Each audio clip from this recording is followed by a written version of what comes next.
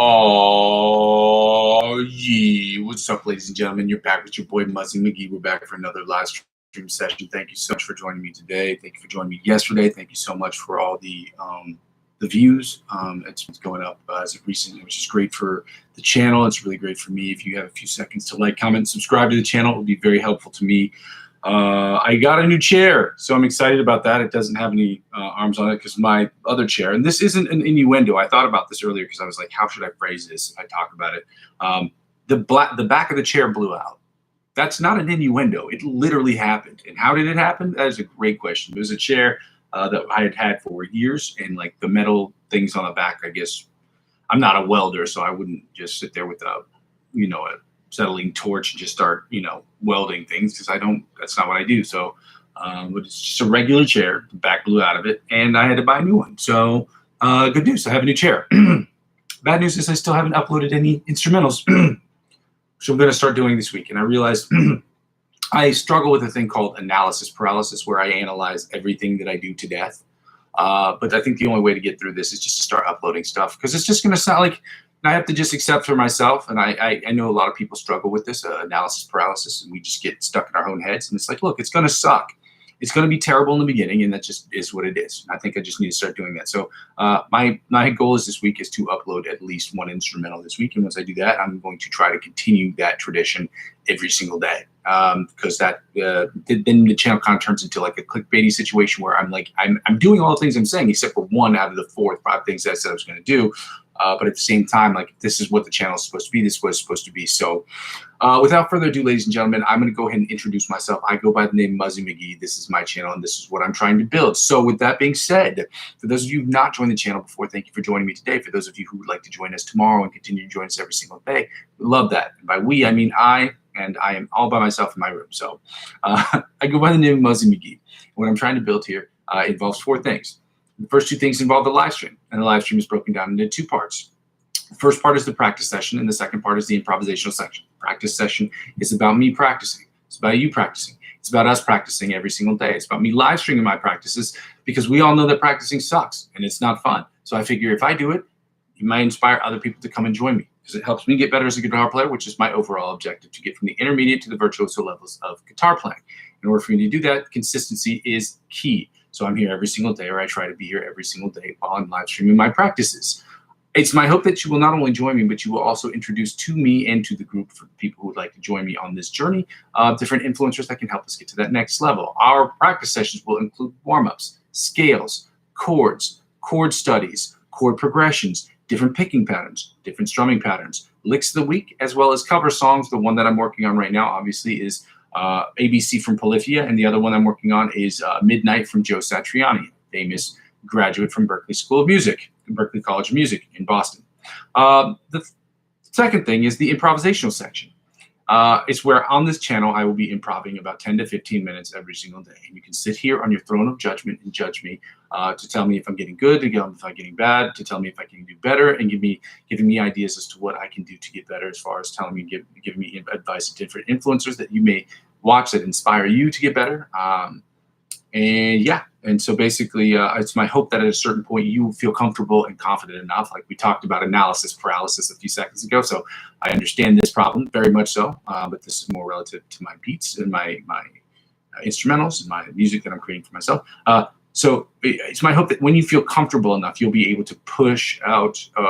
You'll be able to create your own tracks, using the instrumental tracks or the backing tracks that I have available in the playlist sections of my channel. Again, these are none of which I've created. None of them are mine personally. Okay, they're just backing tracks I found on YouTube, and so that you can use those to create your own improvisational tracks.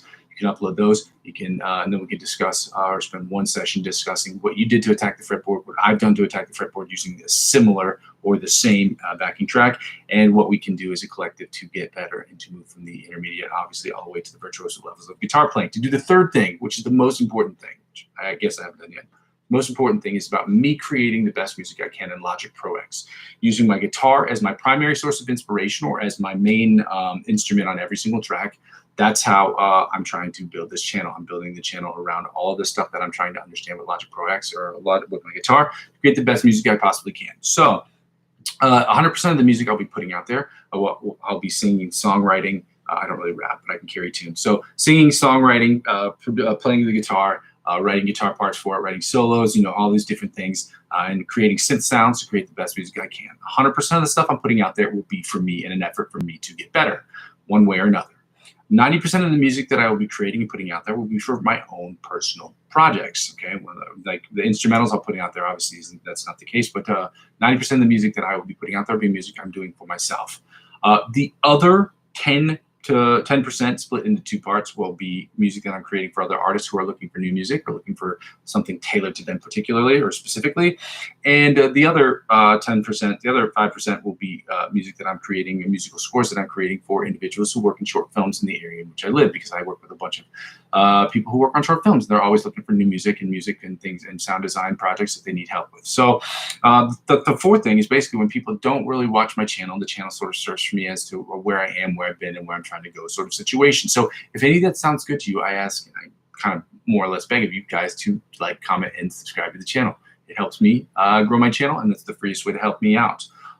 During this period of advertiser-driven revenue purgatory in which I'm currently sitting, because I am not a partner with YouTube yet, I don't have enough subscribers, and as well, I'm not a part of the Amazon affiliate program at the moment because, again, I don't have enough subscribers.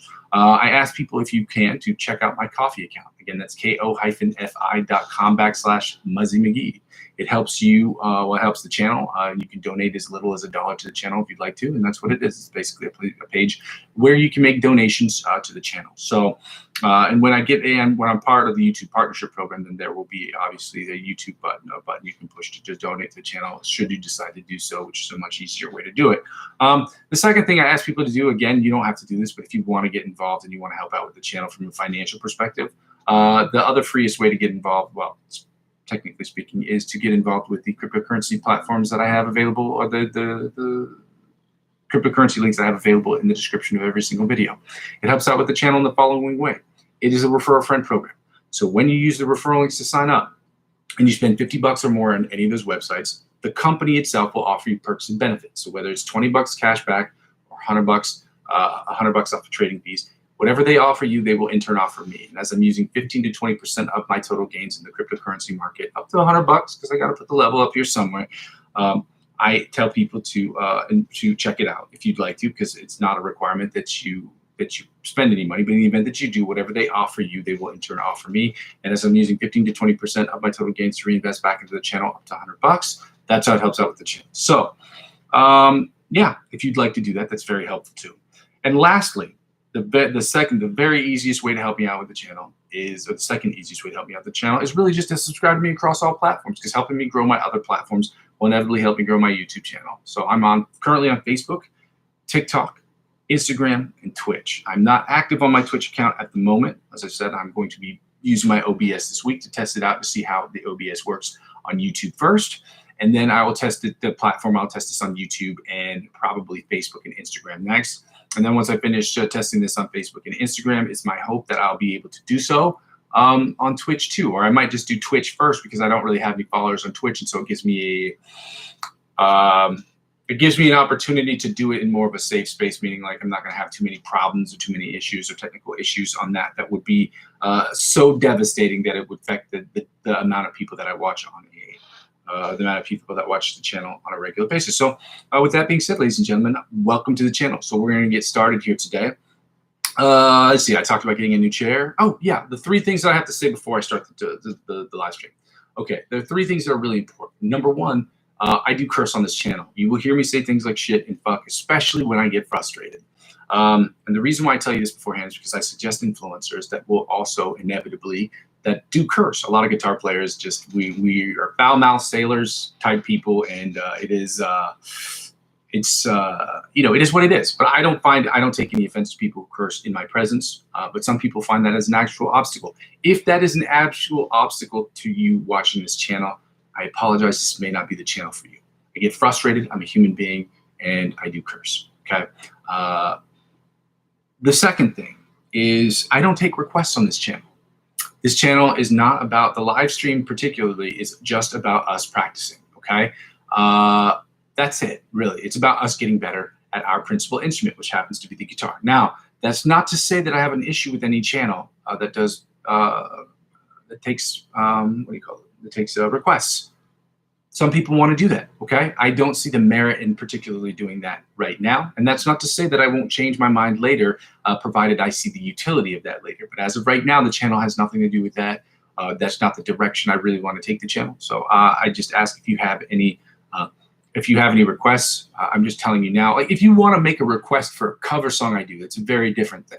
You can make requests for cover songs, and then we will talk about how that fits into the channel, and I will work on that as a cover song. But I don't do like live stream requests because, again, it just doesn't make sense with what I'm trying to build here. And lastly, I usually tell people this: if you have any questions, any legitimate questions outside of "Hi, how are you? What's up?" I ask people to really refrain for asking those questions until the very end, because I toggle back between 2 to 3 to 4 different screens, different tabs, including and especially the metronome tab. And as of now, I also have another tuner open because apparently I've been knocking my guitar crazy out of tune all the time. I have those things open. So I ask that you refrain from asking those questions or any questions whatsoever regarding anything technical to the very end. And understand, if you are asking stuff or you're talking in the chat, if I don't get to you right away, understand that it is not personal. That's just what it is, okay? It just takes some time for me to do so, especially when I'm working on these warm-ups, because I'm not going to be looking at the screen for a few minutes here. So let's get going right now. I'm opening up the metronome. We're doing it 70 beats per minute. We're doing the spider exercise. It's 70 beats per minute. Oh my God. Oh. Oh my God. I should really show you guys my other chair though. It's funny because like I said, like the back's blown out of it, and you guys are like, you're probably laughing at it because I know what back blown out means, and that's not what I mean. That's the only way to describe it. It broke off. It like got blown out, and I don't know how. It just, the metal parts just, I guess, wore out. Ask, how does that happen? It's a very good question. It was a trash chair. So, and another way of saying trash was it was a really shitty chair. I didn't spend much money on it, and I think I got it for like $10. I bought it off somebody like 5 years ago. And yeah, it just was a shitty chair. It was its time. So salute to the chair. Bye, Cherry. You served us well. Anyway, we're at 70 beats per minute. Before I turn into a total weirdo here, we're going to start working on this stuff. Let's go. Okay. Let's go with the spider picking exercise at 70 beats per minute. Well, we're going to start that again.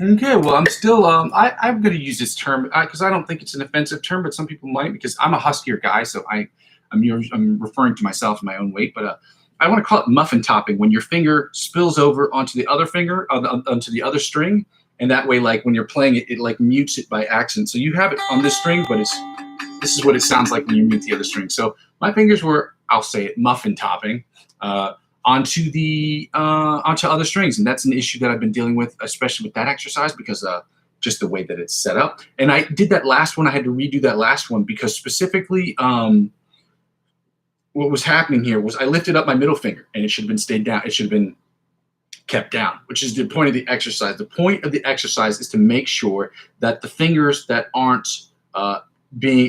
in use are staying still, while the fingers that are moving independently stay moving independently of the strings that are supposed to be down, which is an important thing to understand. So when I say that I have to go back and do different things in the exercise, it's just me isolating positions or isolating things that I'm not doing well. And I will go back, like especially with the scales, I will go back and work on those things immediately. Like I'll run through the scale another time up and down, or 2 times or 3 times or 4 times to try to get it, provided it falls within the context of the time limits that I have. So if not, then I just have to make a mental note of it and work on it afterwards, okay? Especially when this year comes up, because like not this year, but like at the end of September or the beginning of September, really, I'm gonna be crunched for time. So when I only have like an hour and a half, I have an hour and a half, and that's it. That's all I got. So we're at 100 beats per minute, guys. Now we're going to do the John Petrucci style exercise, Bite of the Mosquito style exercise. Got to really focus on that slide today, guys. Let's go.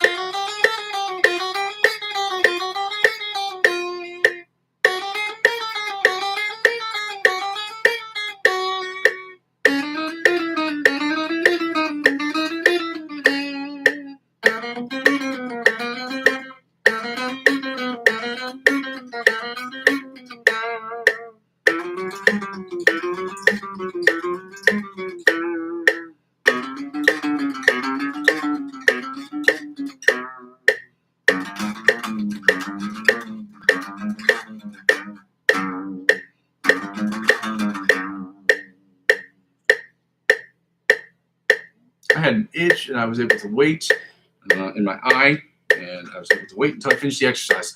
Yeah, still got some issues with the sliding things, but as it's coming together better than it has been in previous weeks, it's hard for me to sit here and reprimand myself about that. So let's get right into the alternate spider picking exercise at 100 beats per minute from the 1st to the 16th fret. Let's go.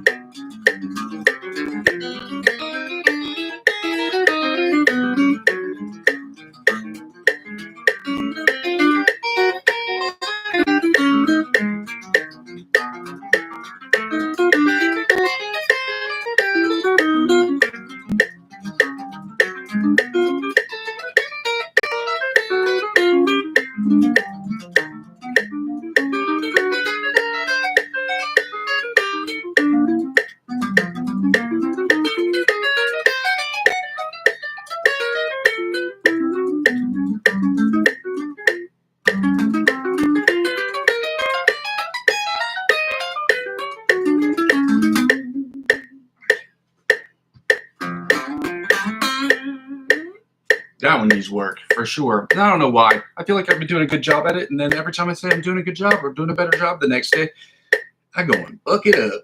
I don't know why.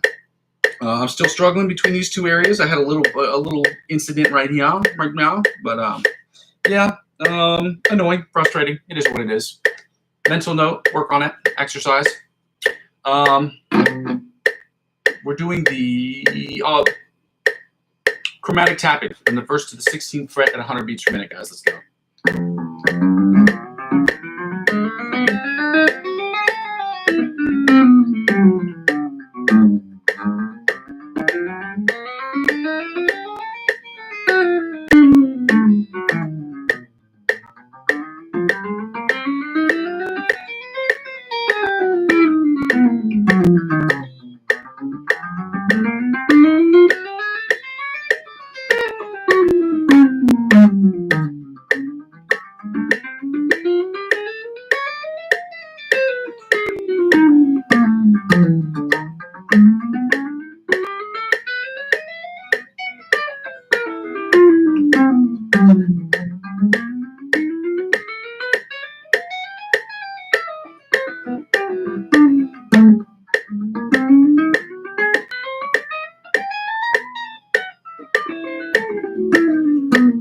I had one thing to clean up there. I struggled with a little slidey slide, moving upwards. But again, that is, I do that exercise practically, I don't want to say perfectly, but I'm up there in the 98, 97, 98% every single day of getting exercise pretty much perfectly.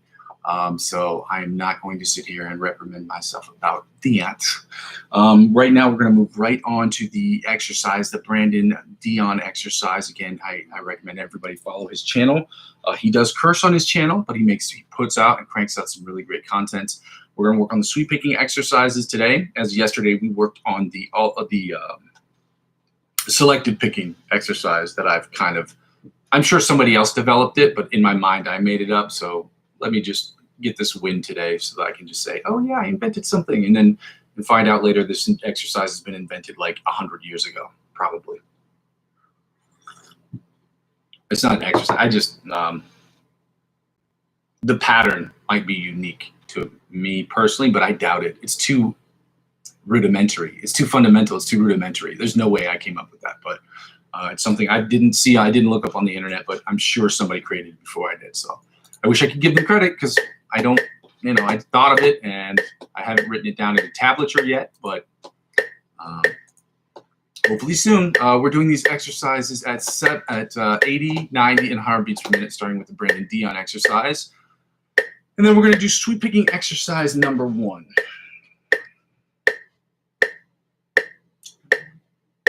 I really need to start writing this shit down, to be honest with you.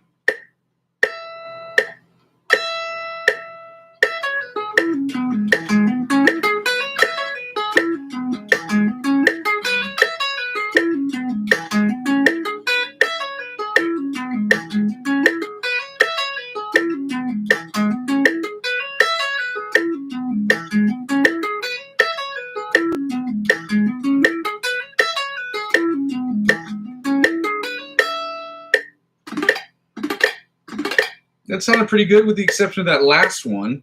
It sounded pretty good at 80 beats per minute. And the only reason it didn't sound good, the last one didn't sound as good, is because I was dragging. Dragging means I was falling a little bit further behind the beat. Rushing is when you go over a little bit faster than the tempo at hand. And obviously dragging is the opposite of that. So.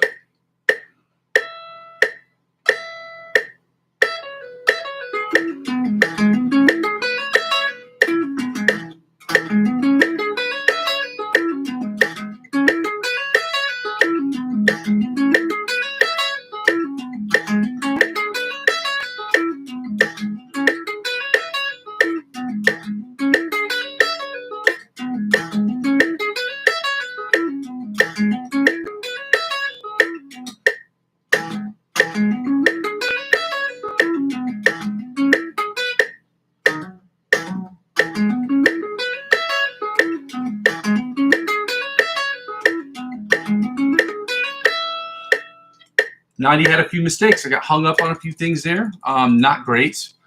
Let's see if we can smooth things out at 100 BPMs. We're going to try. We're definitely going to try.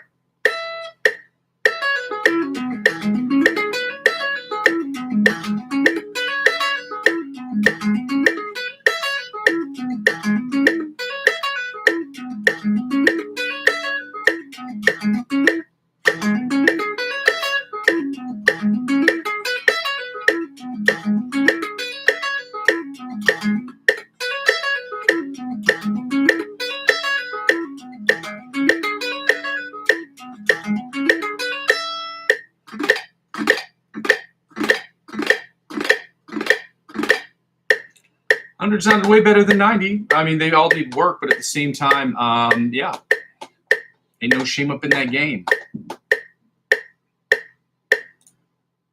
We're going to do the other sweep picking exercise at 80 beats per minute, and then I think I'm going to take a small 2-minute, 3-minute pause to work to, because I want to play a song, not play a song. I want to make sure that I've recorded. I didn't record this thing earlier that I was working on, a little riff that I came up with earlier, and I want to have it so that I can use it later. And part of that, sometimes I'll write riffs on these live streams just so that I can remember it for later if I'm going to write a part for it in a song that I'm working on. But I just wrote this morning, and I don't want to forget it. So 80 beats per minute. Let's go. Sweep picking exercise number 1, in case that was not made clear in the beginning.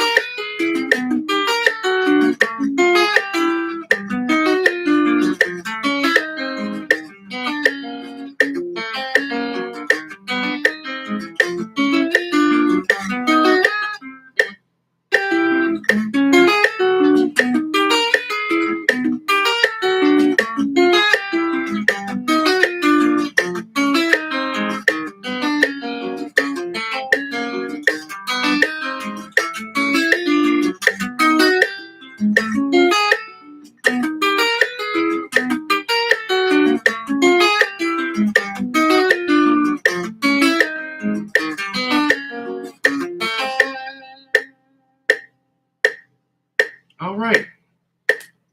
Mistakes were made, but we've got to keep working on those exercises, because the only way to get through and get better at sweep picking exercises is, like everything else, just to keep doing them.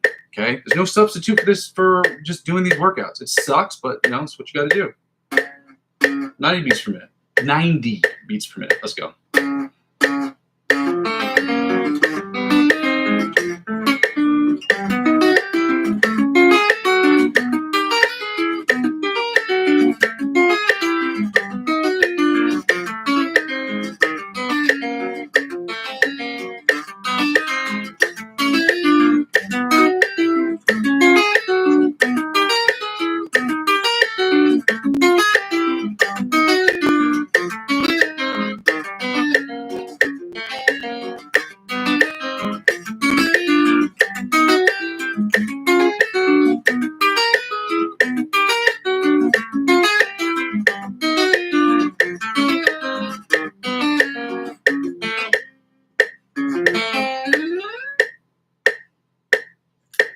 Beats per minute sounded better than 80. Let's see if we can do it better at 100. 100 is usually my sweet spot. 100 and 110 beats per minute usually seems to be my sweet spot. Anything over or under that, usually I struggle with. But let's go. 100 beats per minute. Let's go.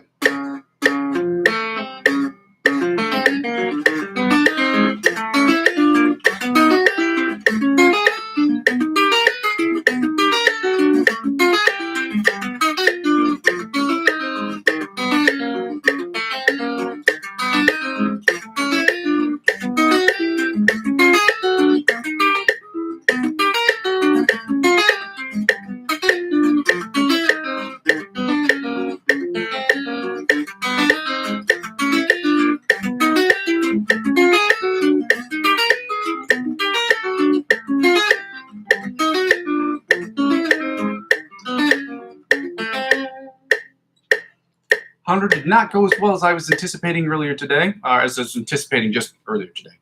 Yeah, I guess it is earlier, but it was like literally like 20 seconds ago. So not great. So let me see. What was the exercise I was working on?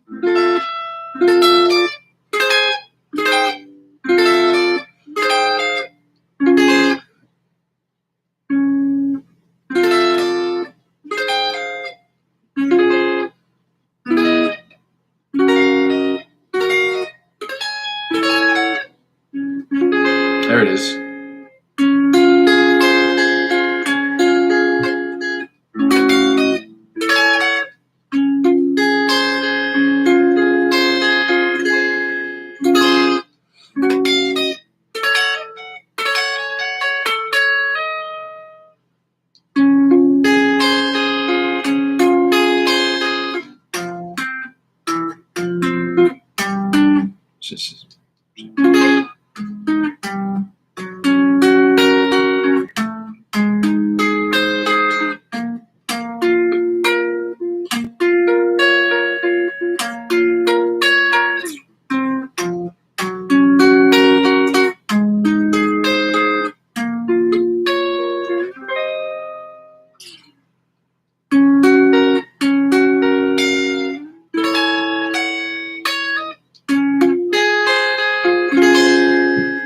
Okay, now that I've written that down, I can work on something else, because now I've got that riff.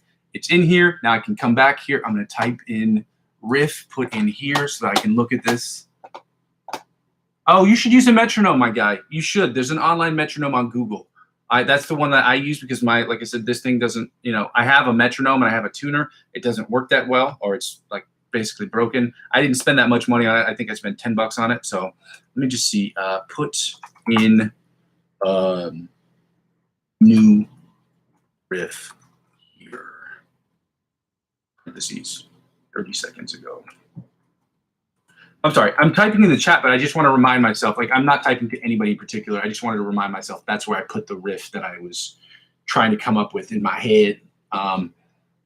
Yeah, I'm telling you, dude, like it's like practicing with and tuning your guitar. It's like you really got like, I make mistakes and I do dumb shit when I practice all the time. But one of the mistakes as a guitar player, if you want to play in a group, if you want to play with other people, having an external metronome, like not relying on your internal metronome clock, it's an absolute must. Okay, and this is coming from somebody who has played in an orchestra before. I've been in marching band. I played in orchestras. I'm telling you, and I played in bands, in high school. Like not really anything crazy bands, but I've done it before. I'm telling you, there's no substitute. It's just one of those like tuning your guitar and playing in time all the time it's so important. All right, let's see. We finished the scales. Oh, no, we didn't finish the scales. We're going to do the scales now. Hooray! We're going to do the metronome.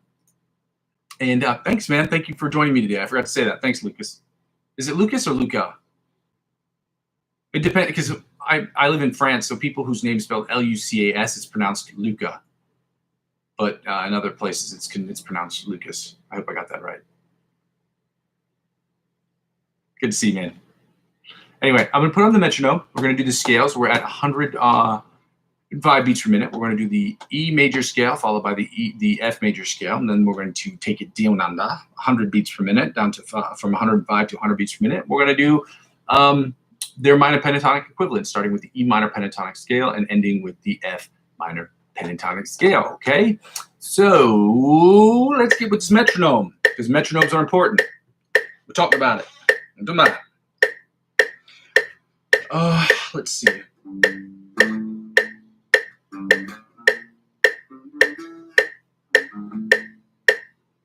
I'm not even going to do this today. Not even going to play with it. We're going to look it up in the book. We're going to make sure that we got it. This is the Guitar Grimoire book that I use.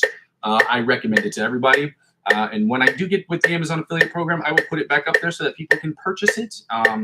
Again, like I said before, and I will say it again, there is a very slim to no chance. I can't say that it would never happen, but there is basically a percentage smaller than one that when I ever do Amazon affiliate stuff, it will only be stuff that I personally use or wholeheartedly endorse because I'm not going to fucking sell snow boots on my channel. That doesn't make sense. It's ridiculous. It's ridiculous. But I will put up strings and things that I use personally. And so that way people can at least see what I have, and if they want to choose to buy those things, they can. But again, that's for another day.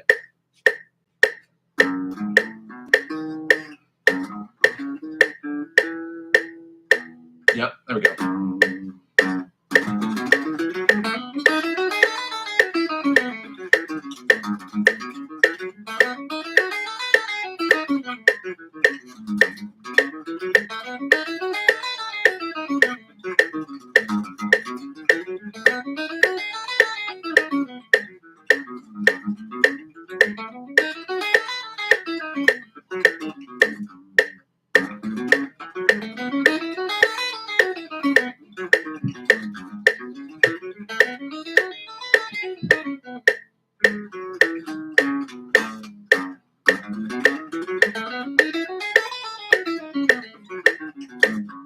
There we go. Finished it. Let me go back to this main page right here. We're doing the second position, E major scale, at 105 beats per minute. Lucas. Okay. Lucas. Okay. Good. Welcome, Lucas. Second position, E major scale, 105 beats per minute. Let's go.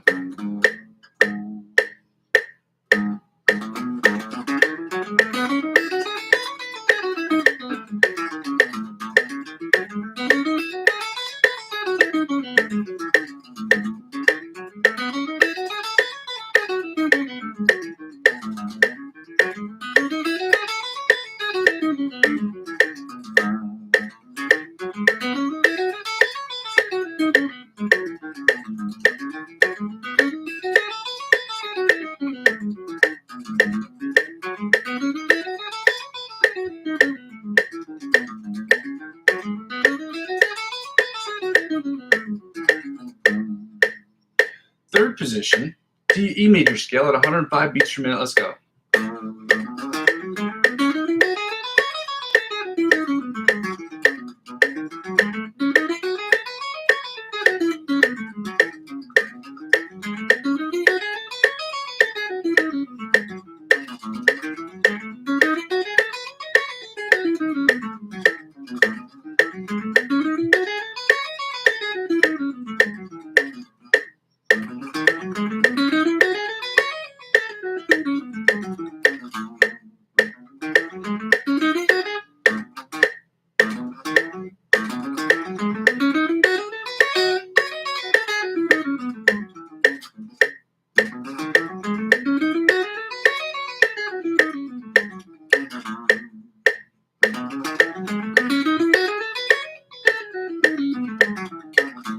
There we go. Fourth position, E major scale at 105 beats per minute. What's up, my guy? What's up, Groovy2? Welcome to the chat, son. You guys go ahead and like and comment and subscribe to the channel, guys. That'd be awesome. For those of you who've already done it, you can disregard that. But thank you so much for joining me today, guys.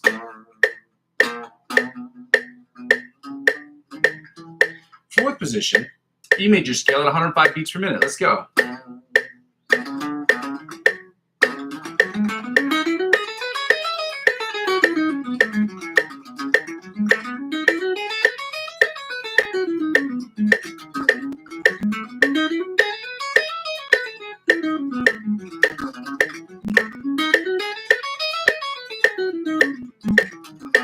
And I saw the comment out of the corner of my eye, man. That's awesome, man. You got your brother the little amp today, man? I'm sure he's going to be rocking with it. What kind of guitar is he running with it? A Fender, a Squier, Epiphone, anything I wouldn't know off the top of my head, maybe? Write it in the chat, man. Let me know what kind of guitar he's rocking. Fifth position, E major scale at 105 beats per minute. Let's go.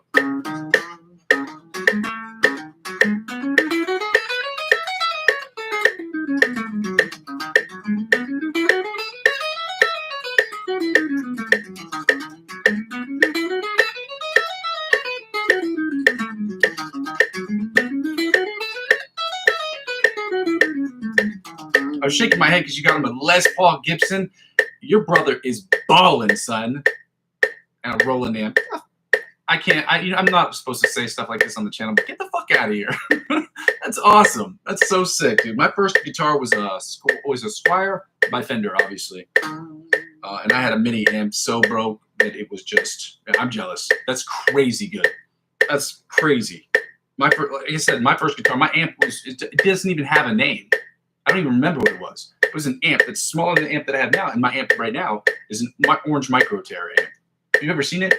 It's tiny, okay? It's 112. It's about that big. But with the head, it's a little bit bigger, so. Sixth position, E major scale, 105 beats per minute. Let's go.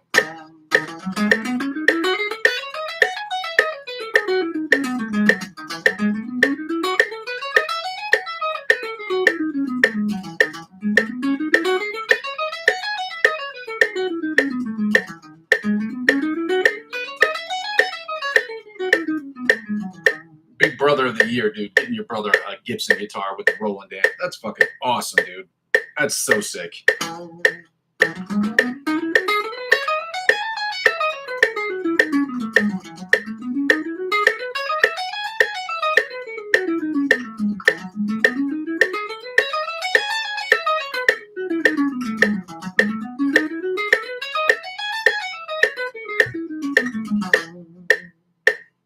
And finally, the eighth position, or the octave position of the E major scale at 105 beats per minute. Guys, let's go.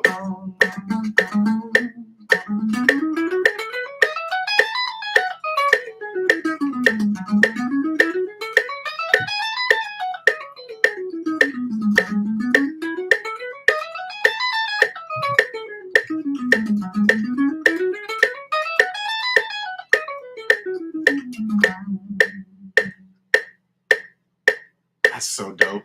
Sunburst. I had Sunburst too, man. Sunburst it's that's the tone. I saw one that was wood grain. I saw a PRS special edition that was wood grain. That shit was awesome. That's like a $3,000 or $4,000 guitar because I ain't got no money for that. Anyway, F, first position, F major scale, 105 beats per minute, guys. Let's get it going.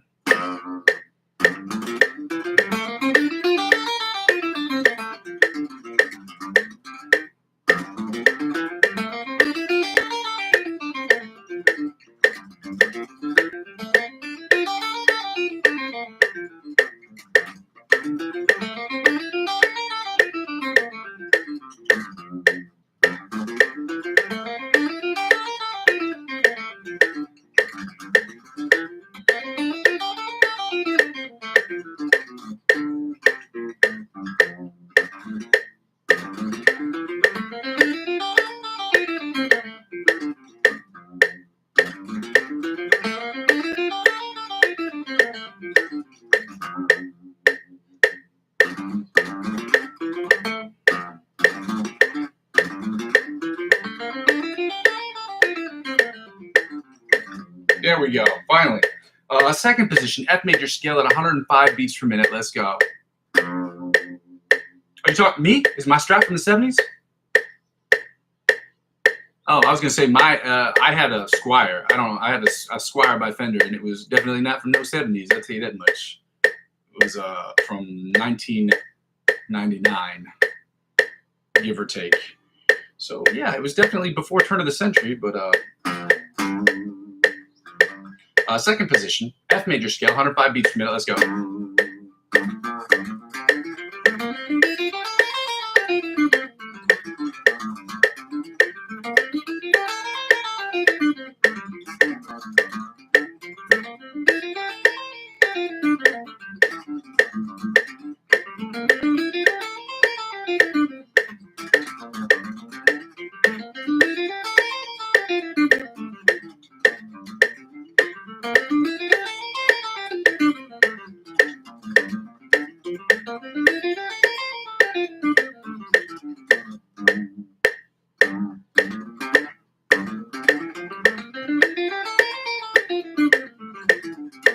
There we go. Third position, F major scale at 105 beats per minute. Let's go.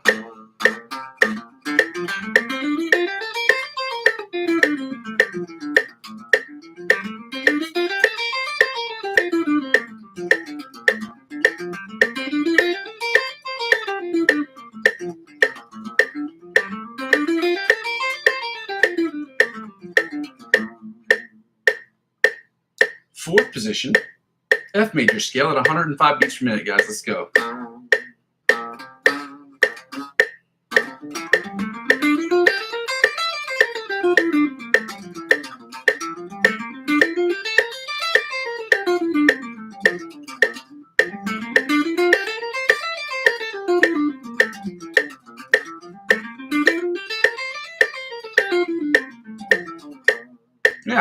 Yeah, I see what you're saying. All your strats, yeah, okay, that's fair. Yeah. Let me ask you this as a chat. What do you think is better? Would you rather have a Squire by Fender or an Epiphone by Gibson? Just out of curiosity. Let me go fifth position. Fifth position, F major scale at 105 beats per minute. Let's go.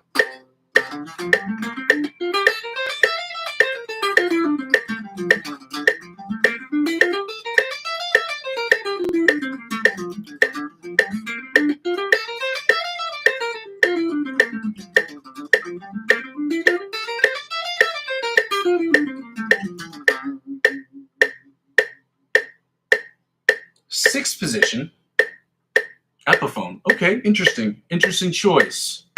I'm a Strat guy all the way.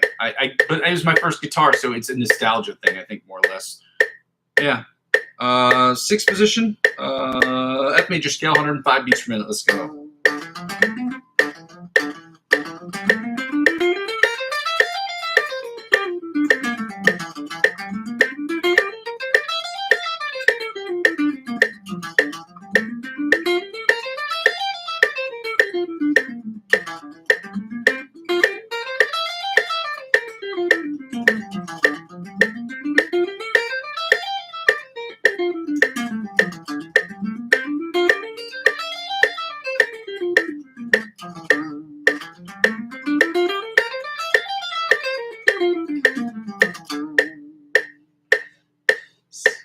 120 beats per minute. No, I'm double timing. Well, that sounds weird. I'm playing in double time at 105 beats per minute. So yeah, it is 100. It is 210. You're right.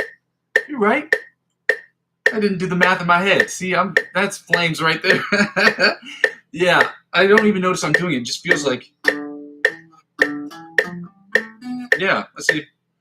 I'm doing 210. So I'm at double. I'm doubling the speed, or I'm playing. Is it quarter notes? 8 notes. 8 notes. This tempo. Not 8 notes. It's 16th notes actually. At 105 beats per minute. So 7th position, F major scale at 105 beats per minute. Let's go.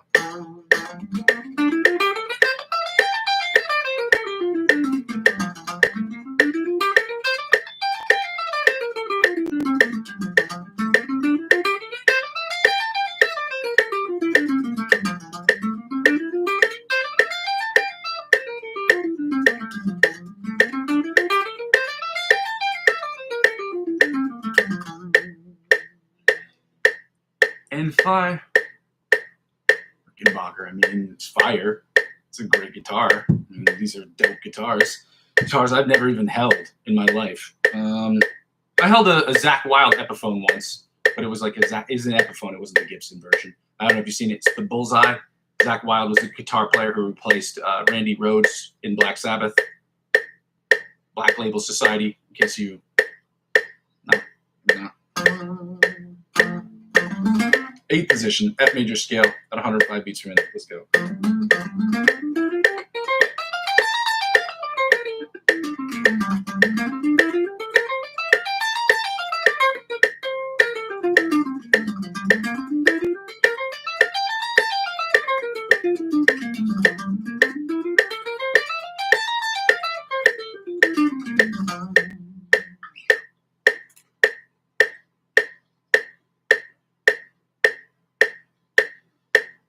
What do you mean naturally easy?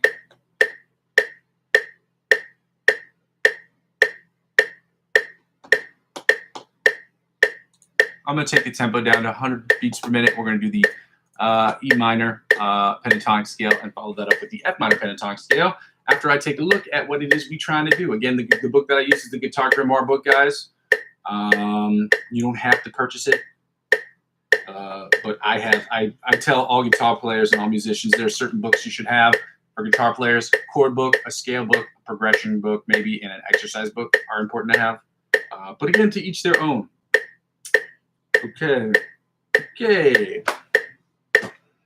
So it is.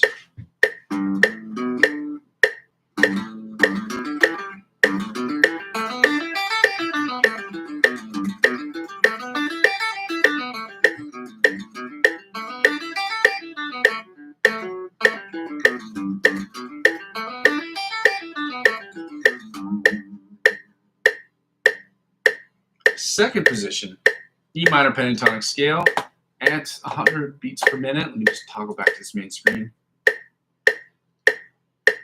Yeah, I do, but it's not just important to just do the scales. The reason why is just because it's like fundamentals. Is it easy? Yeah, it's supposed to be easy. Like I said before, it's like making layups or free throws at the end of practice. Like it's just something you got to do. You know what I mean?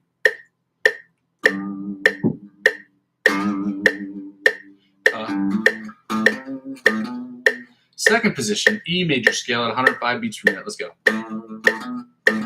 E minor pentatonic scale, my bad.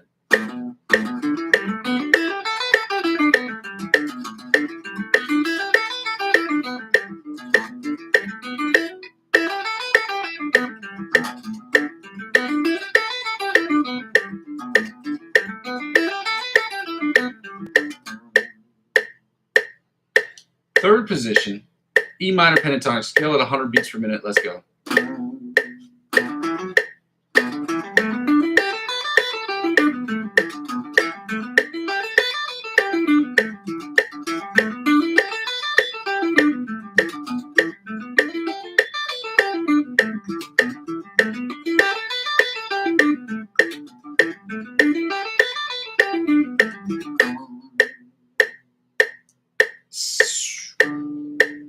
Fourth position, E minor pentatonic scale at 105 beats per minute. Let's go. Was this fifth position? That's fourth. Fourth position, my bad.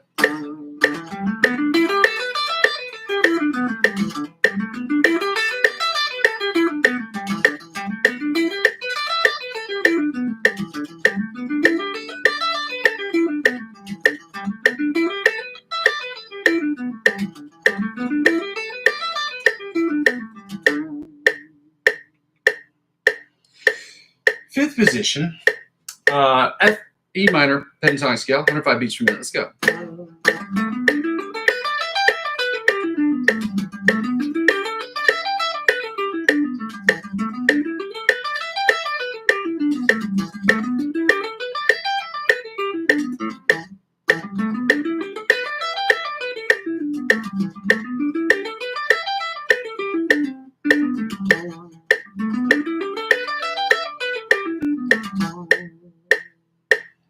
And finally, the sixth position, or the octave position of the F minor pentatonic scale, or E minor pentatonic scale at 100 beats per minute. Let's go.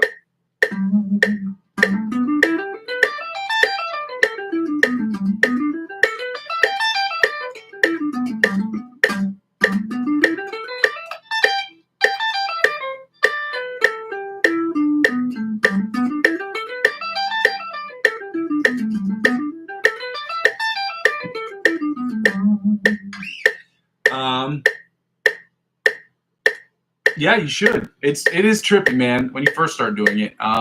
Yeah, so some of the stuff that we're going to be doing, guys, it's going to be rudimentary. It's going to be fundamental.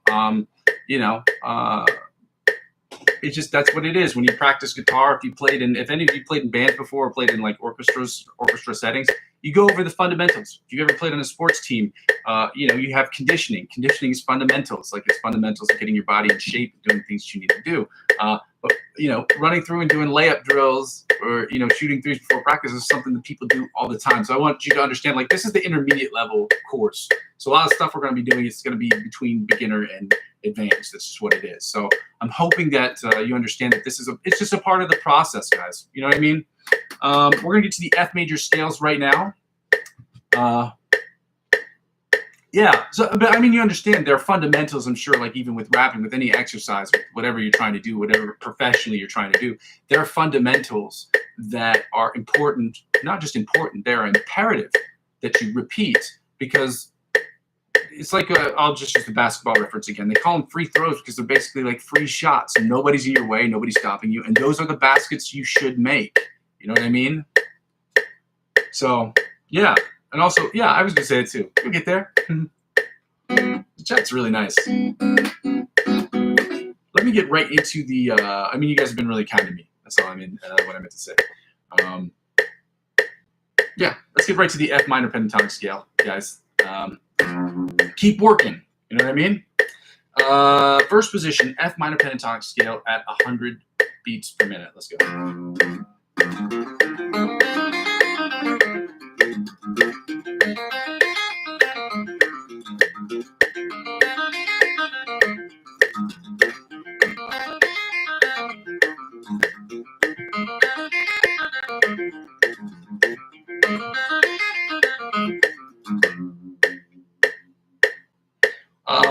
What I was going to say is I took the advice of the chat, guys. I purchased some new picks that should be coming in tomorrow.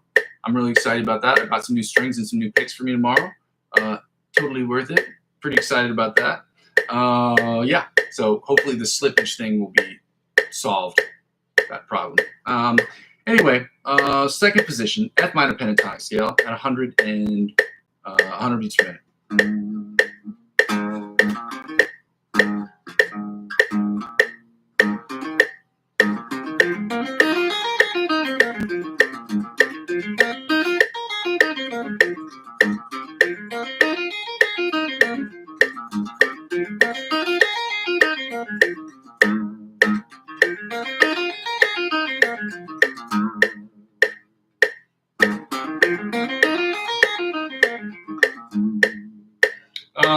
Third position, F minor pentatonic scale at 105 beats per minute. Let's go. 100 beats per minute. Let's go.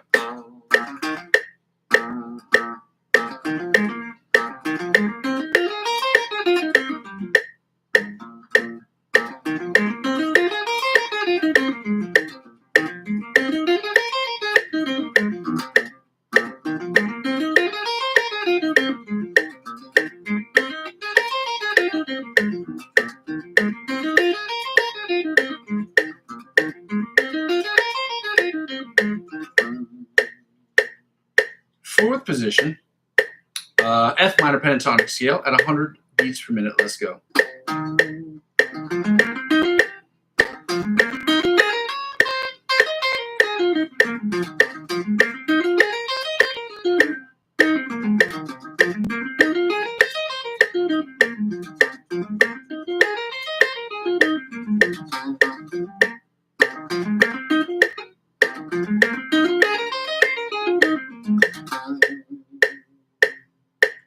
Fifth position, F minor pentatonic scale at 100 beats per minute. Let's go.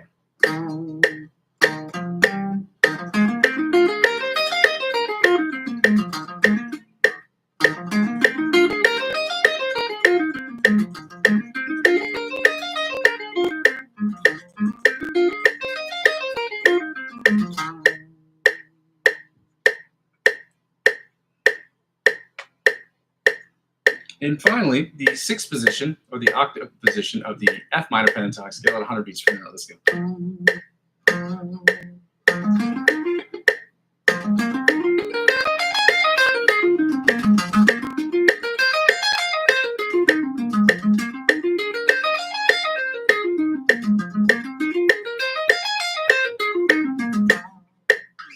All right, I saw some messages here. Let me see some of these. Yeah, dude, keep pulling out that metronome, dog. Keep getting right to it. Let me just get this thing fixed. I've got the input in my guitar is really annoying because it just needs to be fixed. So give me a second here. Boom. Let's go.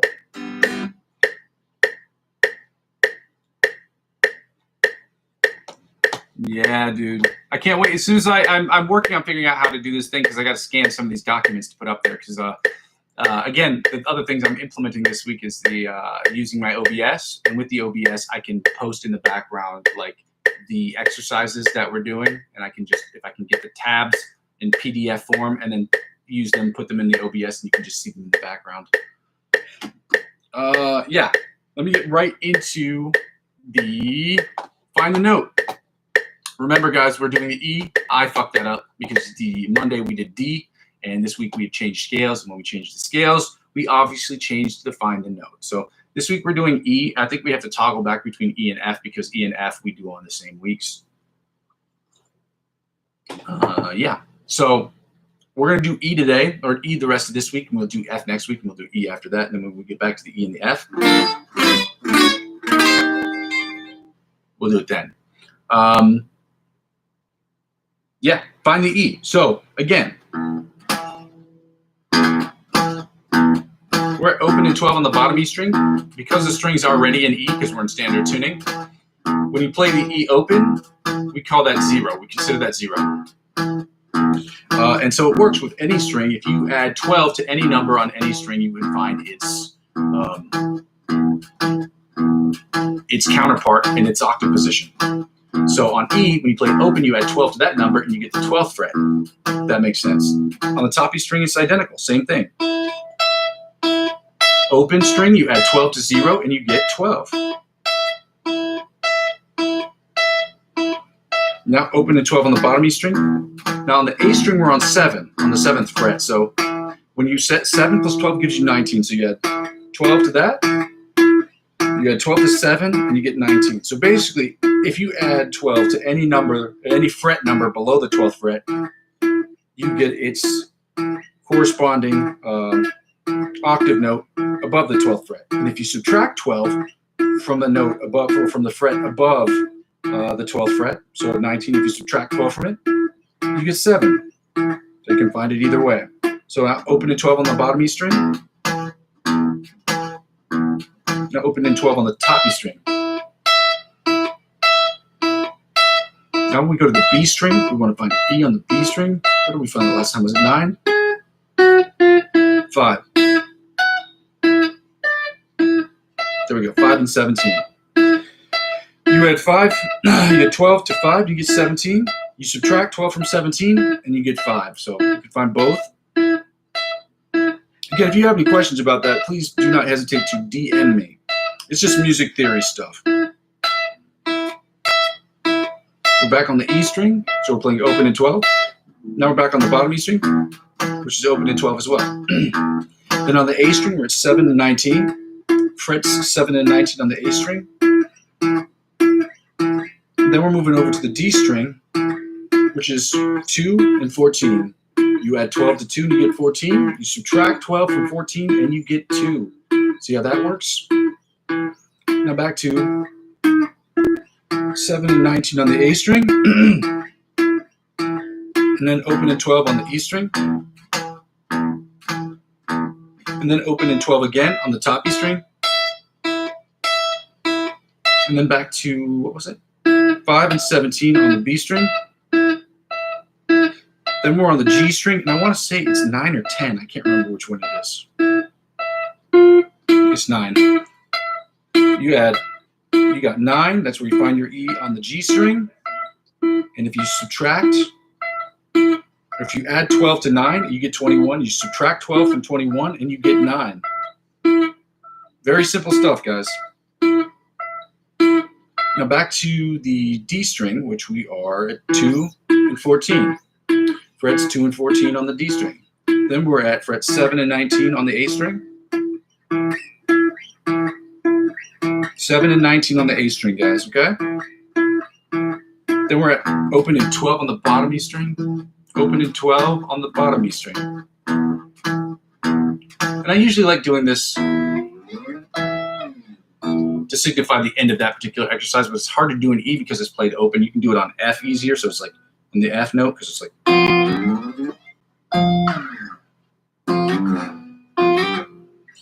Anyway, in standard tuning, it's hard to do with E. We're going to get right to the chords, guys. This part, there's no substitute. Again, this is just that boneheaded repetition stuff. There's no substitute for this shit. It sucks. We got to go do the chords, guys. But the good news is today we're doing the diminished chords. And why do we like the diminished chords? Because the shapes are practically identical and they are not hard to learn, okay? I'm going to show you what we're doing. We're doing the E diminished chords followed by the E augmented chords. And the augmented chords are my favorite by far and away because they are very simple to do. There is no substitute for learning these chords, guys. There might be a faster way to learn them. Just people might be able to tell you different techniques to learn how to understand them better. But I'll say it, and I'll say it every day for the rest of the time I'm on YouTube, which will hopefully be from now until forever, okay? But at the same time, I just want people to understand there's no substitute. You can sit here and say, oh, well, I don't want to do it. It's like, okay, well, what you don't want to do is what's going to block you from getting from here to the next level. From getting from here to the advanced level of guitar playing requires that you have a very, I don't want to say encyclopedic knowledge of all the chords, but you need to have a fundamental, you have to have a strong memory of the major chords, the minor chords, the diminished chords, the augmented chords, the seventh chords. And I think at least basically the first 3 or 4 pages on here, because then when you start to get into the seventh and let's see, the ninths, the minor ninths, the major ninths, those are things you need to learn. You don't necessarily have to have those memorized, but once you have the foundation built or the foundation laid, you should be able to go with it. So we're going to do the diminished chords. We're going to do the E diminished chords followed by the E augmented chords, and we're going to do the F diminished chords followed by the E augmented chords. And each section will be broken down into the melody chords, the inside chords, the rhythm chords, and the bottom 4 string chords. The reason I don't use the metronome for this, and I say this and I'll say it again, the reason I don't use the metronome for this part is because the idea behind doing this is not about playing to a metronome. It is about just being able to get comfortable with being able to move in and out of these chords. Being able to use your brain and the dexterity of your fingers to connect at the same time to get from one place to another place on the fretboard in chord position. Because doing that on single strings, like moving from one string to another string, is easy. Moving from one chord to another chord is not the same. It's not the same thing. Anyway, starting with the E major chords, the melody chords, or E diminished chords, let's go, okay?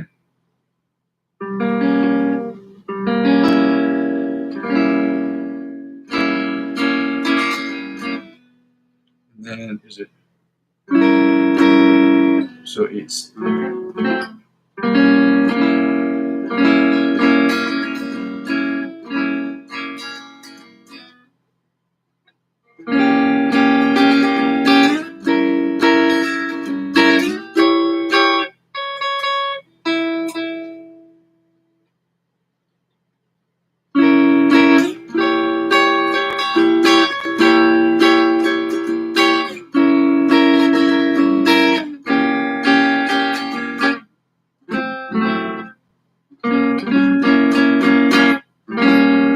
I'm going to run through these. Give me a second here, guys. I'm going to retune my guitar because for some reason it got out of tune again.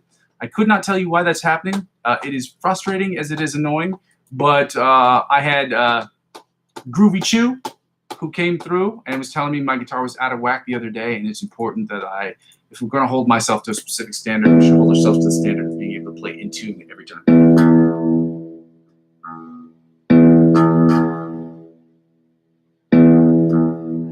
Give me a second here, guys.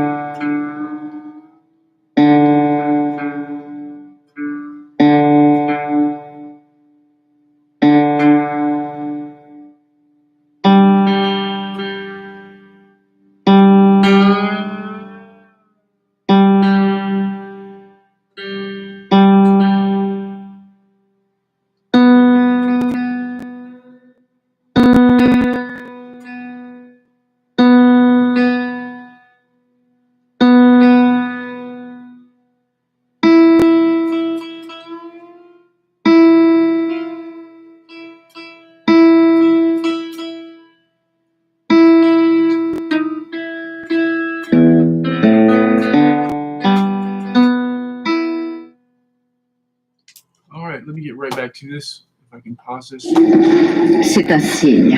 Pour une fois encore, la famille doit partir.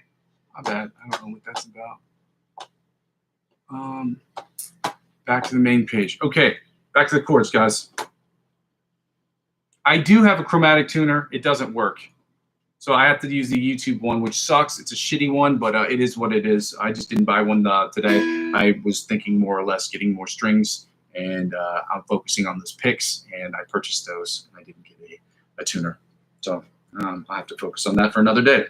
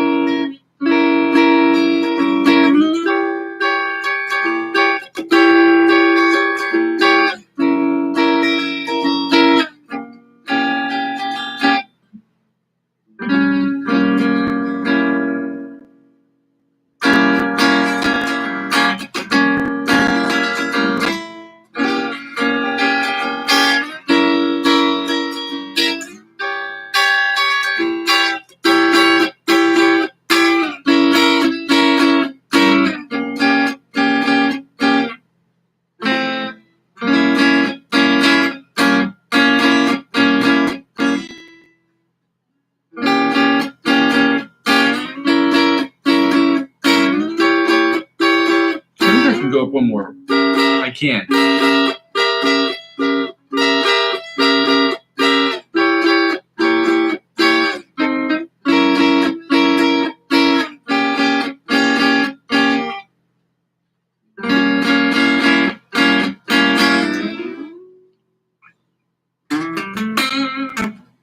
All right, let's get right into the inside chords for the E diminished chords. All right, guys, I know this sucks. All right, it is what it is. But this is how we get better.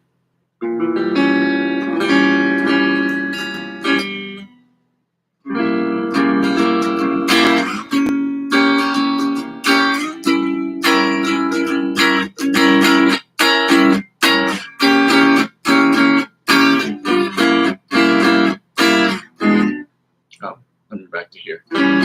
Let's go again, like.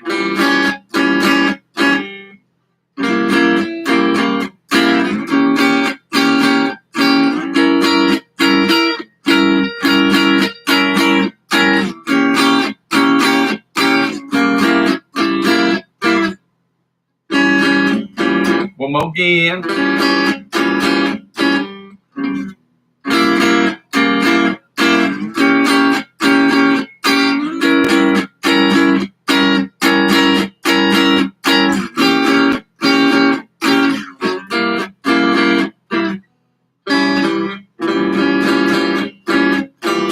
let's go to the rhythm chords, guys.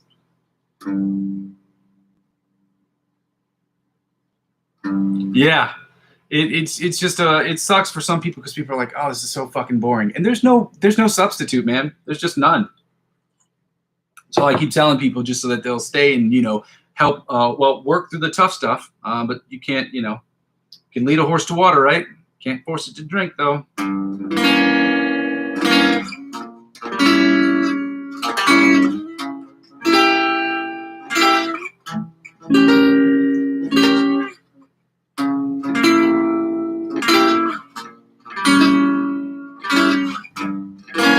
I love these chords so much. The diminished chords, I don't know if I've said this before and I'll say it again. These are Scooby-Doo chords. I love them. They're the best. Listen.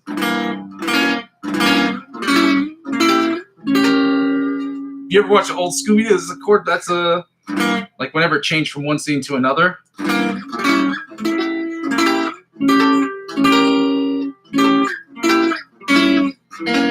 I love it. We just finished up the rhythm chords. We're going to get to the bottom 4 string chords real quick. Let's go.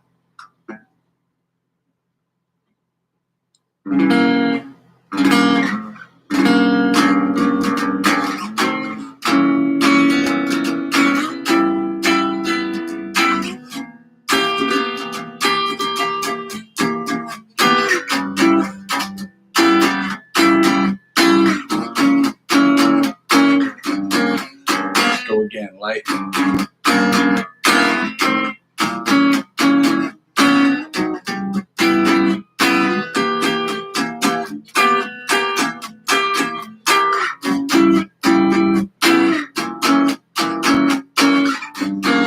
Let's go again, light.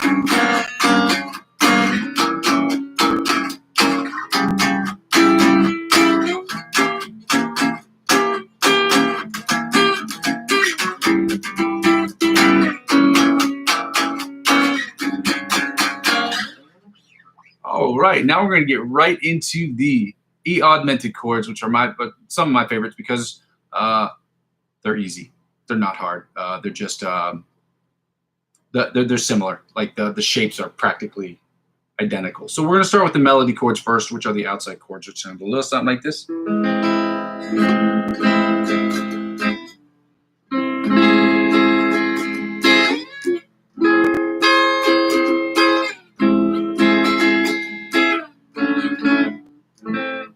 Which one was it? Oh, here we go.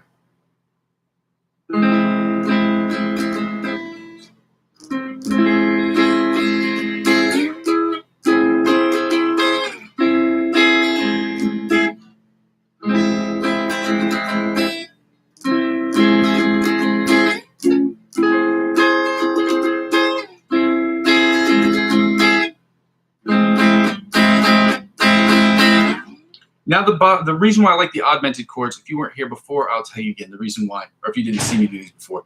They're easy because when you're doing the inside the rhythm chords and the bottom 4 string chords are practically identical, and I will show you why.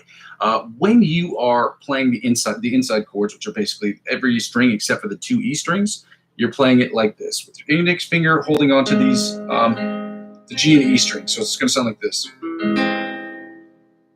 All right, and it's this right here. Right here. And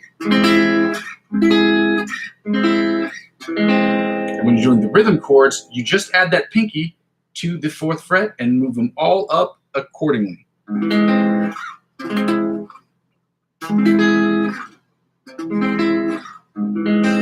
then when you're doing the bottom 4 string chords, it's the same thing, except you're going to take that index finger and instead of barring off the E and the G strings, you're going to lift it up off the E and the B string. You're going to lift it up off the B string, and you're going to play it like this. Does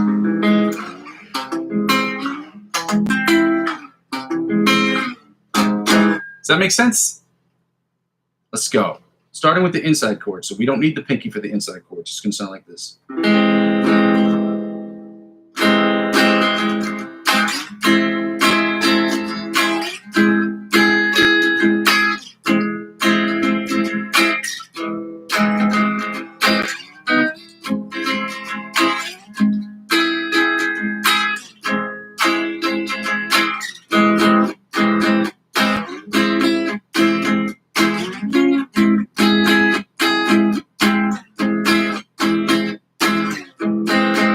Now the rhythm chords, you just add your pinky.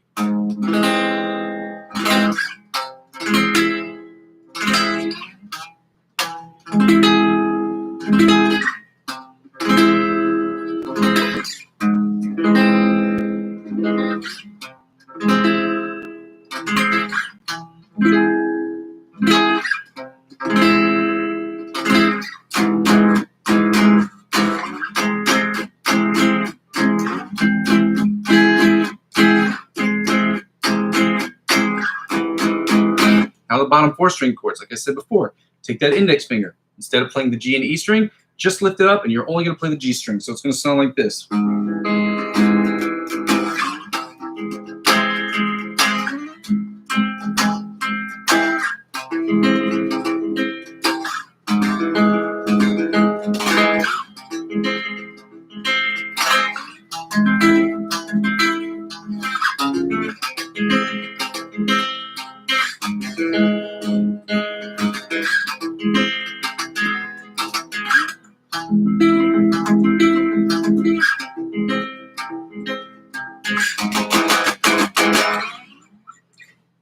Finish with those. Now we're going to go to the F diminished chords and then the F augmented chords, guys. And then we're finished with the chords for the day. If you didn't see it beforehand, the licks of the week are already posted in the chats.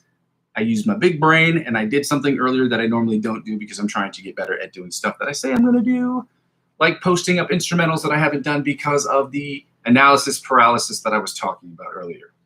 Analysis paralysis is when we overanalyze situations and it puts you in a state of paralytic state. We all do it. I'm guilty of it. And that's why I haven't posted a lot or any instrumentals to this account whatsoever. It will happen this week. I promise you that. No more analysis paralysis. It's like a mid-New Year's resolution. What happens? Like, what do you call it? Like a New Year's resolution that you invent, or not you invent, you add to your list in the middle of the year. Is there a name for that? Doesn't matter. If you think of a name for it, or if you know a name for it, tell me in the chat. Thanks, guys. Melody chords, F diminished. Let's go.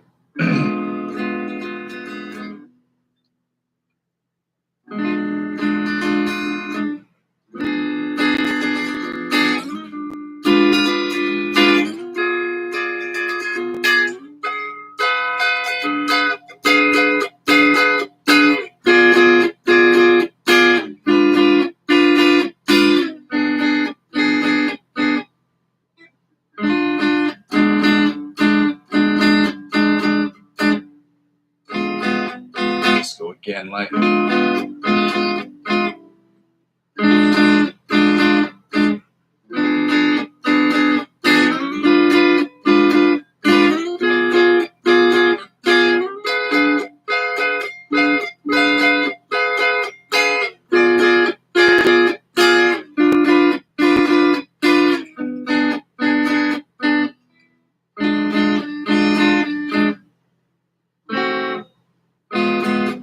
Let's go again.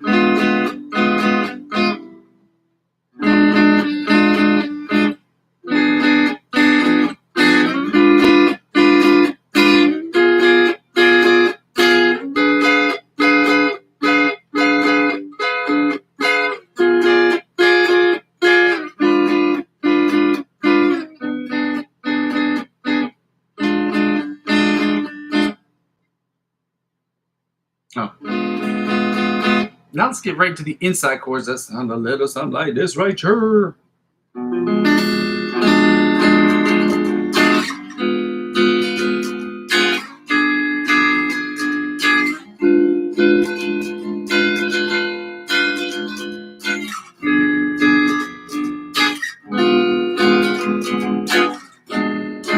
Let's go again, like.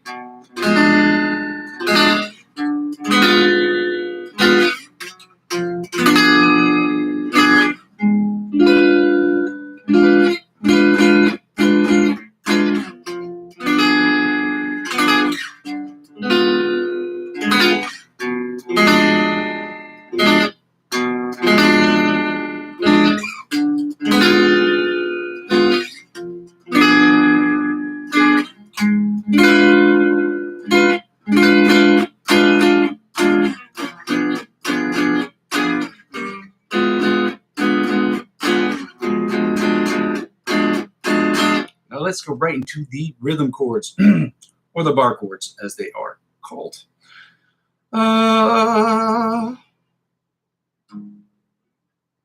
What is it? This. Two.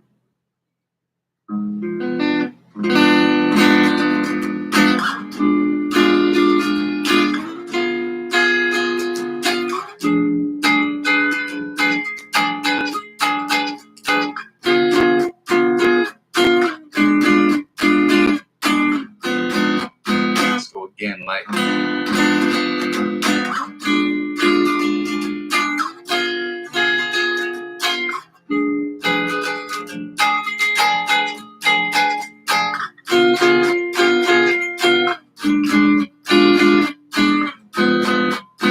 One more again.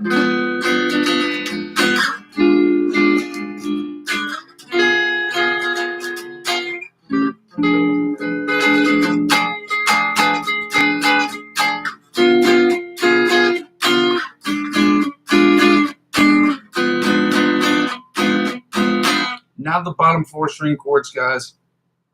Almost done here. We got one more set, the F augmented chords to do after this, which are the easy ones.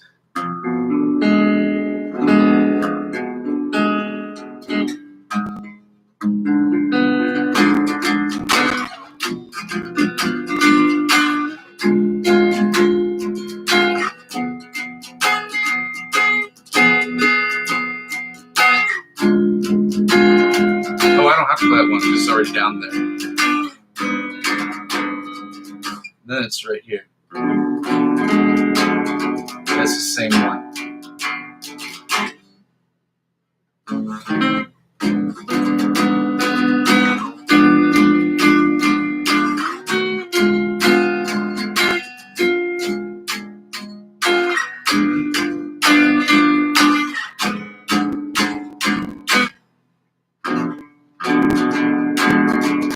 One last time.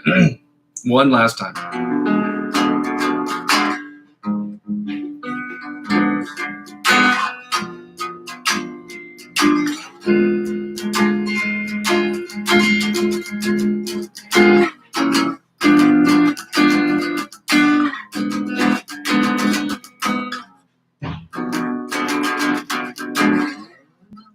Now we get to finish up with the augmented chords, and then we get to go right into the licks of the week.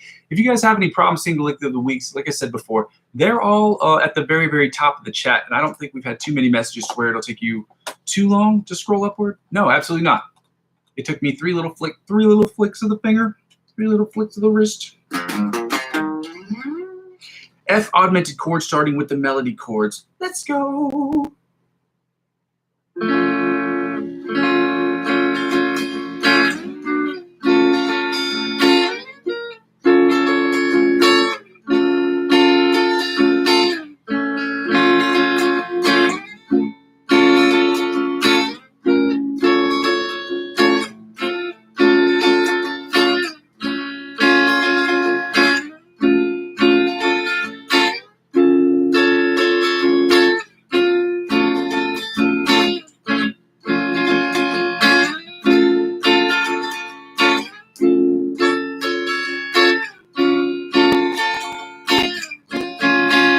Now the inside chords, the rhythm chords, and the bottom 4 string chords are identical. Same concept. Inside, you have the pinky barring off the G and the E string, and you don't have the index finger barring off the E and the G string. So it sounds like this. Well, second up, so it sounds like this.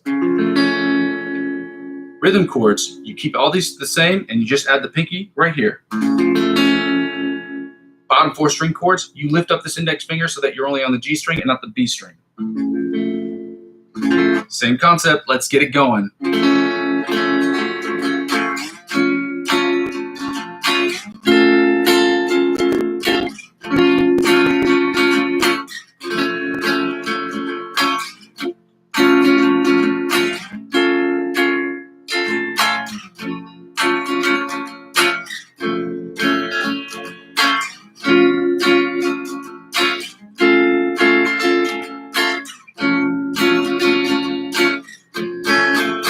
Now the bar chords, the rhythm chords. Let's go.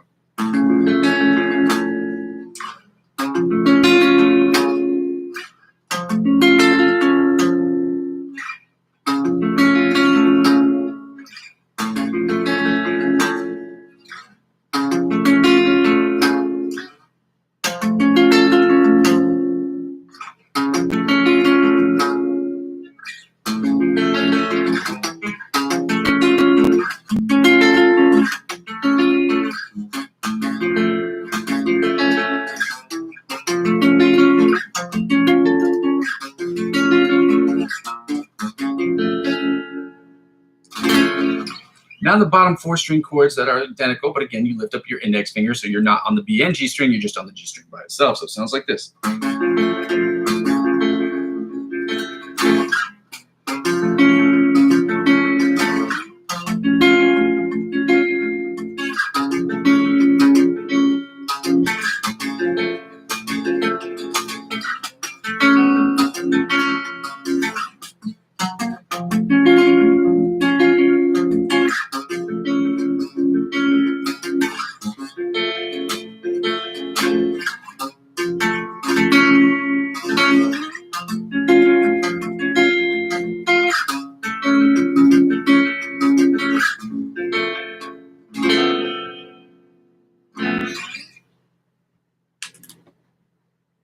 Licks of the week. Starting with the Antonio Visadia one, we just did it. We just started working on it 2 days ago. This is a tougher one. It's more chromatically inclined, meaning it's not like the separation of one note to another note is very, there isn't a whole lot of separation between notes. So instead of playing like a 5 and an 8 and a 7 and a 3, you're going to play a lot of 6, 3, 4, 5, 6 kind of things. Like it's more of a jazz thing. I don't know how else to describe that. You just got to look at the lick to see it and compare it to the other licks that we've done before.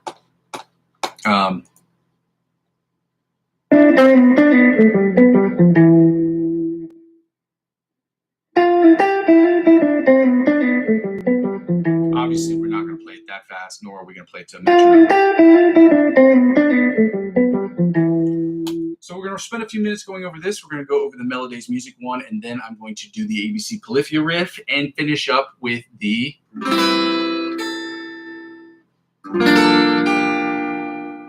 improvisational section. There we go. So it's...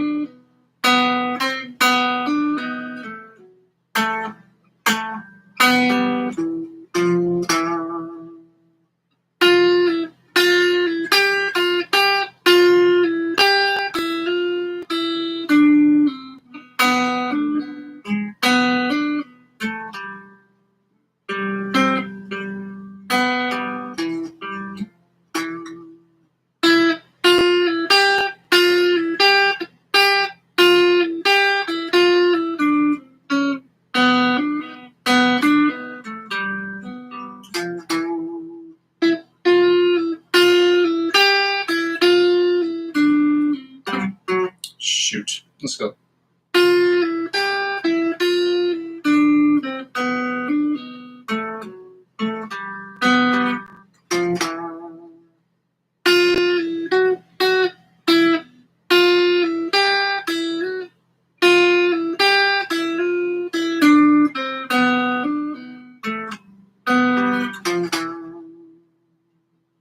We're going to work on that one a little bit later. So that's all the time I'm going to have for that particular one today. We should be working on that for about 5 minutes. But that's I've been talking way too much during this live stream and not focused enough. I was really excited when when Groovy Chew was talking about how he got his brother a new amp and a new a Gibson Les Paul, that shit is still crazy. It's blowing my mind. That shit is crazy. That's awesome. Sunburst. That's crazy. That's awesome. Like crazy awesome. Not like in a negative way, but that's awesome. This is what it sounds like. I posted it in the chat, so you should be able to see this.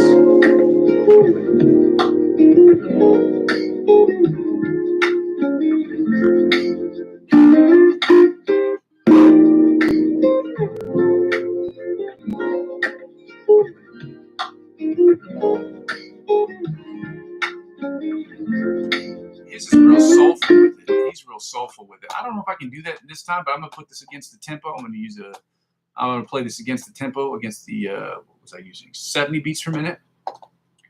And we'll see how I'm doing at that tempo.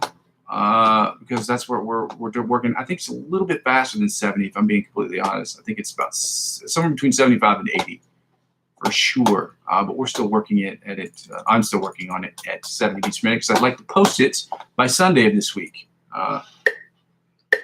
So he's playing it.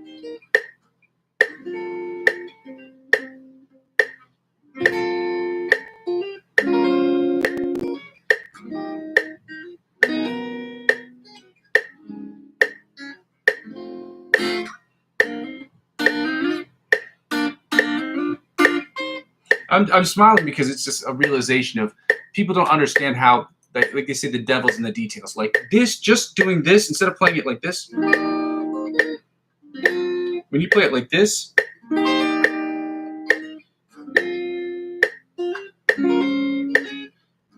you play it like that, it changes the whole feeling. Just something as simple as just like hammering on a note at the end. So.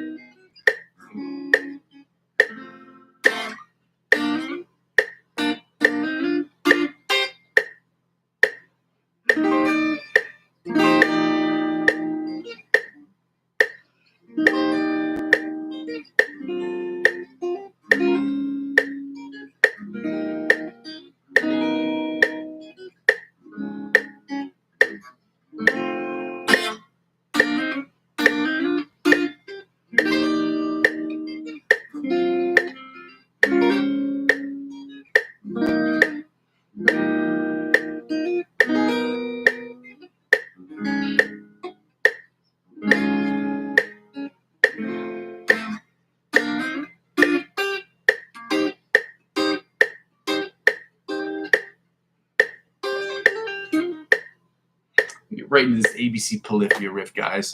It's going to be rough, because I'm still terrible at it. Apparently, it's 130 beats per minute, and I still can't get it right at that tempo. I was playing at 110 last night because I've been trying to I want to get this done by the end of the month. We're already the 6th day into the month, that only has 31 days. So, I don't know. I'm going to keep working. Yeah. Hopefully, I can get it right after I get some of this coffee. So we're going to do this part. I'm going to work on the solo a little bit, and then we can go to the improvisational section, at which point you can judge me on your throne of judgment and truth and tell me if I'm getting any better, any worse. And as I said before, as I hope you feel comfortable or confident enough to post yourself playing against some of these backing tracks so that we can spend a period of time talking about how you've attacked the fretboard, how I attacked the fretboard. and what we can do to get better, okay?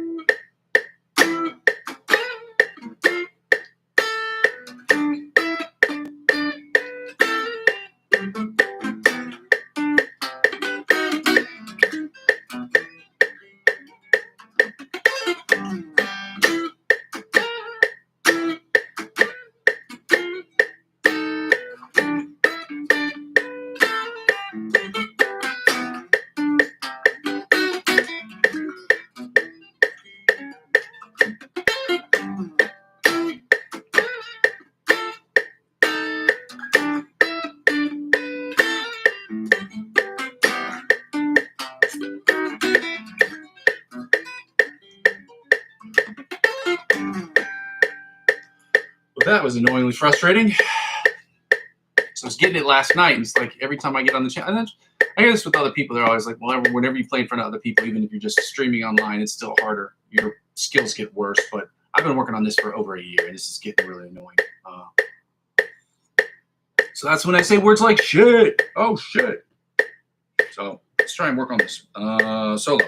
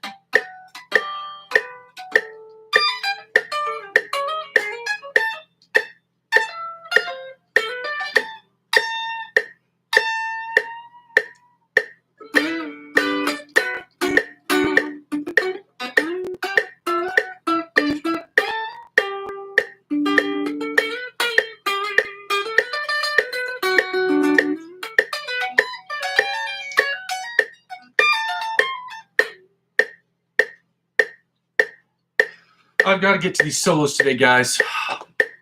I'm trying to get these things in time, but I spent too much time talking in the beginning. This is why I work really hard to try to make sure I don't do those things, because when I do these things in the beginning, or I'm talking too much in the beginning, it makes it a little bit more difficult in the sense that's like in the next couple of weeks, the time frame is going to have to be an hour and a half, an hour and 45 minutes max. So that's why I'm going to do my spiel in the beginning or at the end, and then really cut down on that time so we can really get in all the practice that we need. And then I'll have a moment where I answer all questions. So I might say, what's up, chat, this, that, and the other. So I just want people to be aware so that it's not like personal when you're like typing in the chat and you're like, hey, why is it not responding to me? Not that you sound like that, but you know. E major backing track.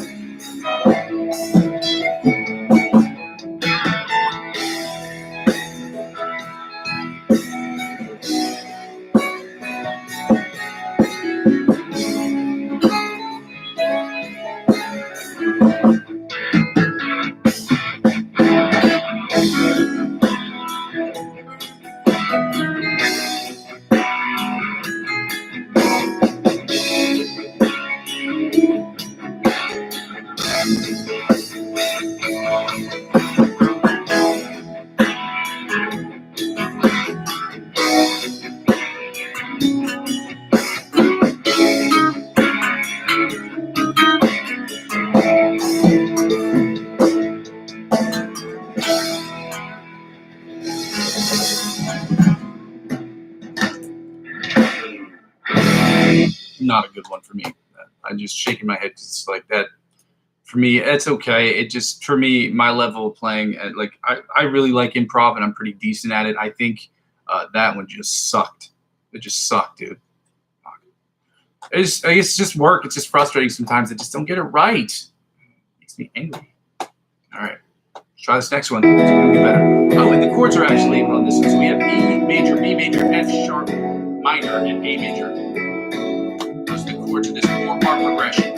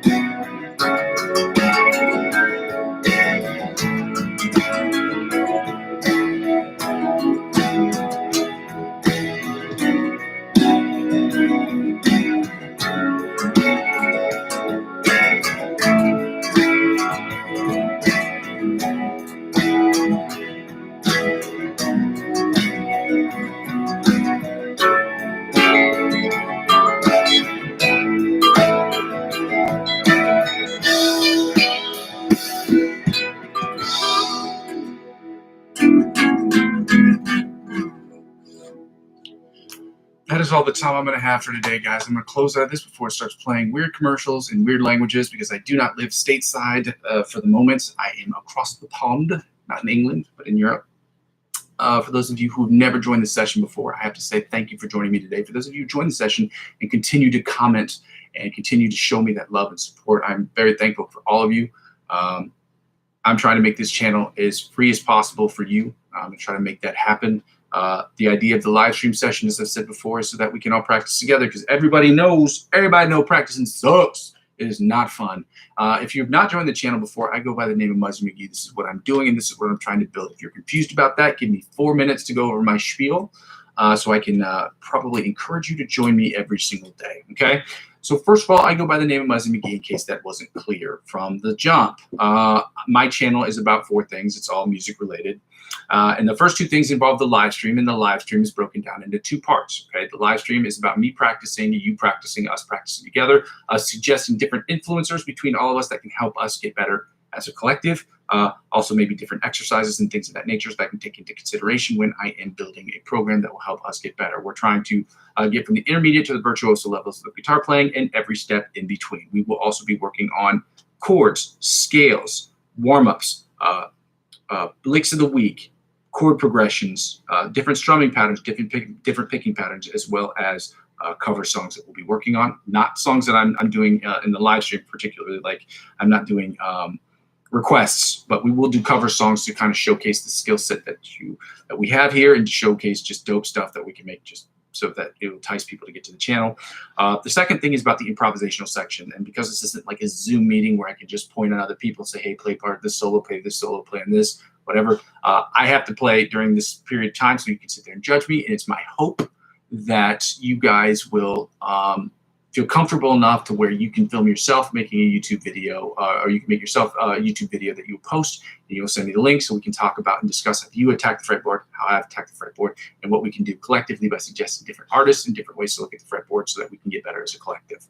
The third thing is what the whole channel is about, and I realize I have not posted anything about this as we talked about the analysis paralysis earlier, and that was the issue that I'm having right now, which is just being paralyzed by the fact that I'm not a very good producer at this moment. To put up stuff, but I'm going to start putting up stuff. So the whole channel is about me making music in Logic Pro X. It's about using my guitar as my primary source of inspiration, as well as and sometimes often my principal instrument on the tracks to make the best possible instrumentals I can make. For myself, I will be singing and songwriting and producing and making synth sounds and making guitar noises and guitar scores and things of that nature to create the best music I possibly can. 100% of the music is geared towards me getting better as somebody who produces music in Logic Pro X. The other 90% of it will be music I'm creating for myself personally, and the other 10% will be broken down into 2 parts. Music I'm creating for other influencers or other people who need music for their stuff or for their music, obviously, for singing or songwriting or rapping, whatever it is. And for other people who are looking for musical scores for their short film projects that they're working on. I work with a bunch of short film artists, actors, and directors alike in the area in which I live. And so that's always fun to do because it requires a different part of your brain because making music for movies is not the same that you make. It's not the same process. It's not the same thought process. It's not the same mixing process that it takes to make music that you are making for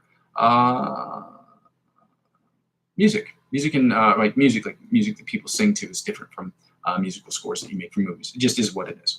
Now, the last thing is basically when people don't watch the channel, which they did today, and I'm thankful for, but when people don't watch the channel, I have to go back and watch the videos, but it tells me it's kind of like a video log because I save all these videos to my playlist, a live stream playlist. I save all these videos so that shows me where I am, where I've been, and where I'm trying to go. If any of that sounds good to you guys, I'm going to go ahead and ask you to like, comment, and subscribe to the channel. Like the videos at the very least so that I can get more priority in the algorithm, and then I can get advertiser-generated revenue so I don't have to do the second thing, which I hate doing this part. But I'm going to go over this as quickly as I can. This channel doesn't generate any revenue, so I have to seek other outlets in order to make the channel self-sustain. So I asked people during this period of time of advertiser-driven revenue purgatory, in which I have not been submitted, I've not had the opportunity to become part of the Amazon affiliate program or the YouTube program because I just don't have enough subscribers at this time. So I asked people to donate to my Ko-fi account if you would like to do so. My Ko-fi account is ko-fi.com/Muzzy McGee, and the minimum is €1. which isn't a lot. I think it's $1.16 today. But if you'd like to, you can donate from a financial perspective to the channel. If not, the other financial way that you can do it, again, it's not a direct way, but you can do this as well. I have cryptocurrency referral links. I'm not a financial advisor. This isn't financial advice, and I'm not telling you what you should and shouldn't do with your money. However, I trade cryptocurrency on a daily basis. I don't purchase it every day. I trade it every day. I purchase anywhere between 25 and 50 bucks a month. That's all I choose to spend. Okay, I get it if you don't want to do that. But again, if you sign up using my referral links, it helps out with the channel in the following way. The Refer a Friend program is when you sign up using these referral links, the perks and benefits that they offer you will be exponentially better than that of which you would get if you signed up by yourself. But because I'm the referring client, whatever they offer you, whether it's 20 bucks cash back in cryptocurrency or 100 bucks off trading fees, whatever it may be, whatever they offer you, they will in turn offer to me. And by extension, this channel, as I'm using 15 to 20% of my total gains, up to 100 bucks to reinvest back in the channel. And that's an announcement I will be making on January 1st, 2026 as to how much I will be spending. Last year, you saw me about the G1X, the Zoom G1X multi-effects processor that I will be using for my short film videos, my short form videos that I'm making for YouTube and Twitter and TikTok.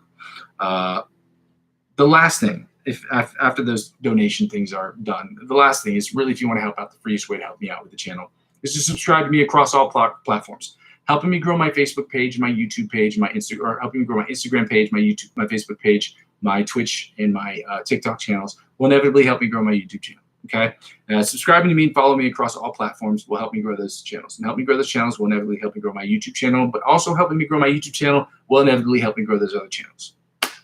Ladies and gentlemen, thank you for bearing with me. Thank you for joining me today. I hope that you will continue to join me, as I have now been here for 481 consecutive sessions. I believe, because I've had a couple of days where I've had to go on twice. I've had to do 2 or 3 live streams in the course of the day. Well, 2.